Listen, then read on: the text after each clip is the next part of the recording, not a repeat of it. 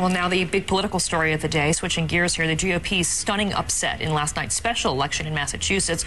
Take a look at the numbers now. Republican Scott Brown defeated Democrat Martha Coakley with 52% of the vote to her 47, seizing the late Ted Kennedy's seat.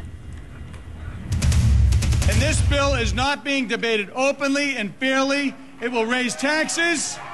It will raise taxes.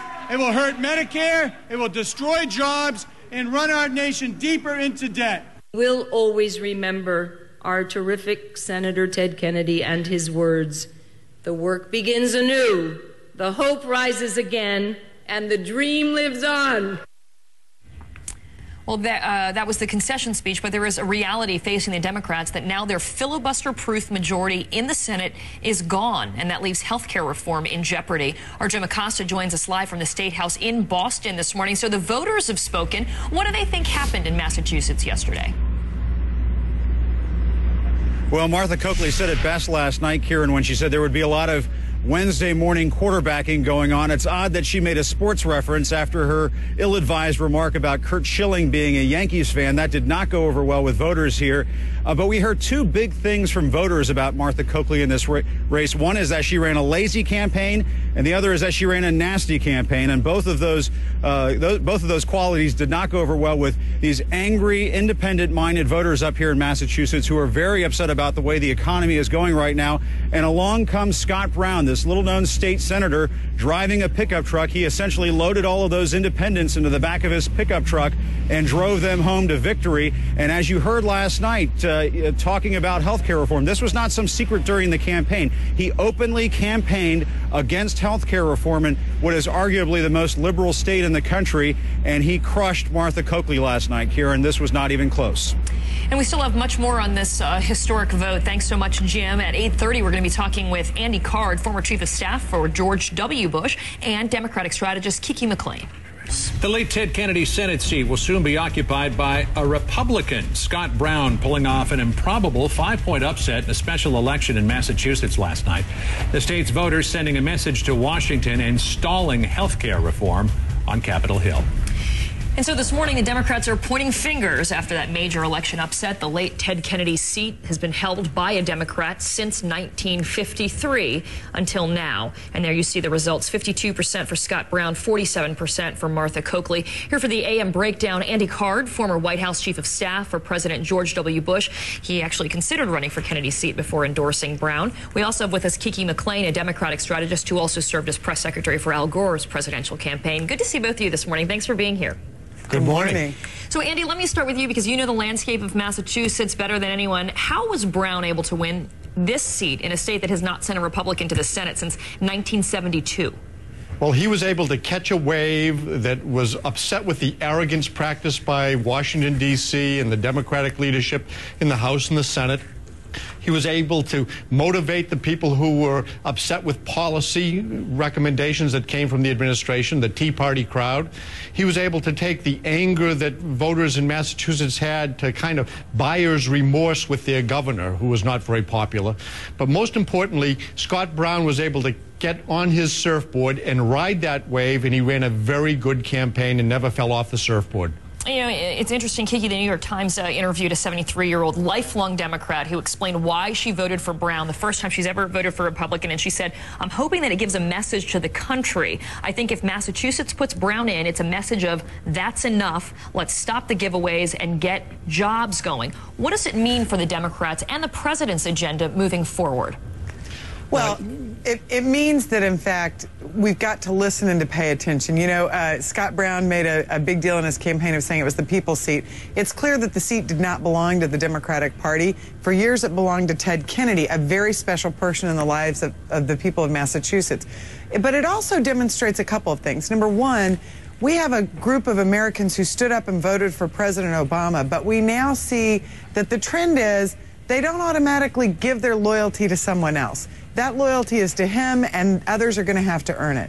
The The second piece is Jerry Seib had a really interesting column in the Wall Street Journal. When you looked historically at where voters were, while President Obama brought a lot of new voters to the game, it hadn't really changed the ideology of where people are. Instead of really being a message for centrists and moderates to run in fear of 2010, I think this is a message for centrists and moderate Democrats to stand up and take charge of the party, to be leaders in the party and not to cower from this. All right, it's interesting, and we'll get more to that in a minute about what the Democrat strategy is, but I want to ask you, Andy, first, what the GOP strategy is now. Okay, so there's a win here. It was quite a surprise. I mean, January, I think it was the first week of January, you had Coakley up by 15 points, and now you have this, what they're calling an upset win, and now there's no filibuster-proof majority in the Senate. So what is the GOP's next move? Well, first of all, they heard the wake-up call. The Republican Party actually has been part of the call to wake up America to the policy problems that are being created by the administration. And there is not enough discipline in Washington, D.C., and I think the Republicans were also challenged to bring more discipline to the process. Scott Brown will bring the discipline to Washington, D.C. that the American people are demanding. And I think that it is a wake-up call, and it's going to be good, and Republicans are hearing it too. So this is a good thing to shake up the establishment in Washington, D.C., and Scott Brown will do a good job of stirring that pot. You know, Andy makes an important point, and that is Republicans need to hear this, too. Scott Brown never referred to himself as a Republican through this. There is a big sentiment of throw all the bums out, looking for change anywhere they can. So I think it would be a mistake for Republicans to look up and say, wow, there's a big tide for Republicans coming on. In fact, what it was about change. And if you look at numbers where Republicans in Congress are and Democrats, Republicans aren't really in any better shape, mostly because they haven't put an agenda out that they're for. So I think Republicans know, and they should act as though they're in danger, because they are as well. Right, Kiki, go ahead, you know, this was more of a referendum on Obama and the policies that he's put forward than it was a criticism of the Republicans. I actually think the American people say, you know, we voted for change when we elected Barack Obama, but we didn't expect this kind of change. Wake up. Hello, we're here. Well, and Kiki, let me ask you about that, because one of the big things that people are talking about right now is whether or not this signals the end, the death knell for health care reform. Democratic Congressman Anthony Weiner, we've had him on the show many times, a huge proponent of health care reform. He was really for the public option, as you know, and he said that maybe it's time for Democrats to step back. This is what he said. He said, we get the message. We know that that in some way what we're doing here is not resonating when you have 2 out of 3 independent voters in Massachusetts saying that one of the reasons they're trending toward Brown is that they don't like health care. That's a sign that we should say, look, we get the message. He's actually suggesting maybe a more simplified approach, expanding Medicare, putting it in a jobs bill. Is this the end of the health care reform bill as it sits now? I don't know that it's the end of how it sits now, but what I do think is that it's the opportunity for people to go back in and listen to what voters said. Now, there are lots of debates about what voters are for and not for. I think everybody, Republicans and Democrats, will be held accountable if they don't deliver something on health care. That's how a lot of these folks got elected. But even in Massachusetts, most of the majority of voters were not for the health care reform bill as it stands. Even in Massachusetts, most voters were not for the health care reform bill as they know it to be. That doesn't mean they don't want health care reform, and it doesn't mean that the 2 chambers of Congress can't come to some agreement to move forward to protect those who have insurance and to help those who don't get it. Those are the principles that have to guide these negotiations. All right. Well, the policies and the lack of transparency and the arrogance contributed to the anger that was expressed by the voters and the support that they gave Scott Brown. Remember, Scott Brown ran an issue-oriented campaign. He ran a positive campaign. He knew where the voters were, and he said where he was, and he invited them to join him. So it was a campaign that was not about personality. It was about policy, and Scott Brown delivered the message and heard the message, and he's going to bring that message to Washington, D.C. Right. He ran a good campaign. He did run a good campaign.